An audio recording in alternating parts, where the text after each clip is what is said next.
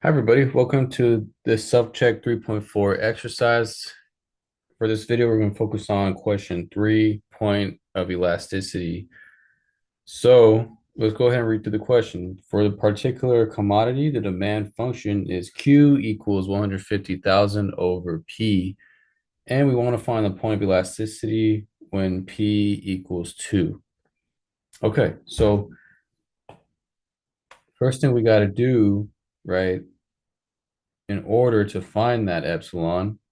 Remember, epsilon is negative P over Q times Q prime. We need to find Q. We need to find Q prime. So first thing I got to do is find P. I'm sorry, find Q. So Q equals 150,000 over P, but P equals 2. So I'm just plugging 2 into here. So 150,000 divided by 2 is 75,000. So that means Q just equals 75,000. Okay, so now we have Q. Next thing we got to find is Q prime. So what I need to do is take a derivative of this Q and plug in 2. So I'll just say step 2, find the derivative of Q, or let me rewrite Q. So Q is just 150,000 over P. And I want to rewrite this as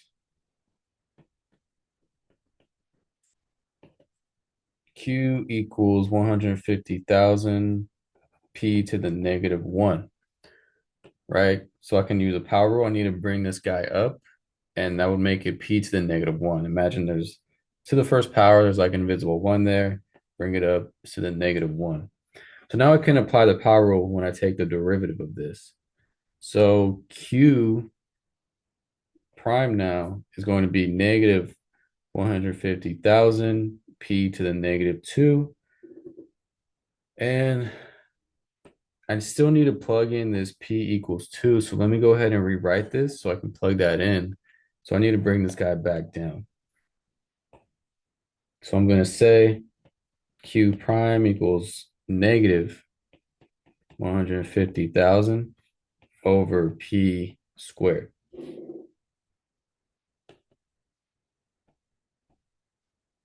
Okay, so step 3 now is me plugging in that P equals 2. So Q prime of 2 is going to be negative 150,000 over 2 squared. So that's negative 150,000 over 4, and divided by 4 is going to be negative 37,500. And so Q prime equals negative 37,500. Okay, so now I have everything for my elasticity. I have my Q and I have my Q prime. So let's go ahead and put that all together. So I have for step 4, right? It's negative P over Q times Q prime. So this means it's negative P, which is negative 2 over Q, 75,000 times negative 37,500. Okay. So this ends up being negative 2 times negative 37,500 is actually positive 75,000, and it's still over 75,000. So that just equals 1. So our epsilon equals 1. So our point of elasticity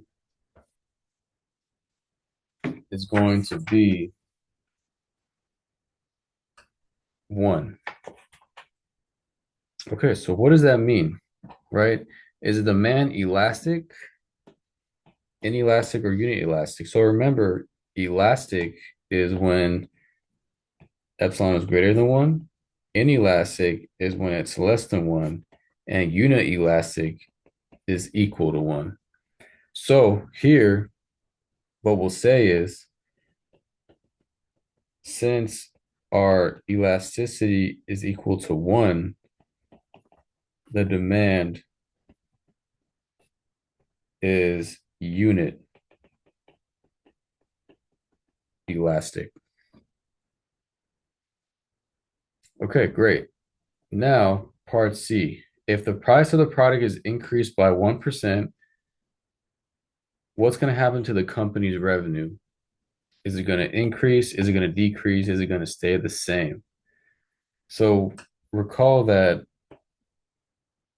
if we increase it by 1%, the revenue will increase if it's inelastic. It's going to decrease if it's elastic. And in this case, it'll remain the same when it's unit elastic. So in this case, the company's revenue will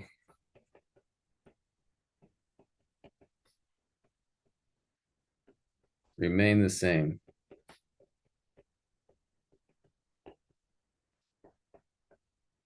And that's it. Okay, so that is this example for point of elasticity of demand. So thank you for watching. I'll see you next time. Thank you. Bye.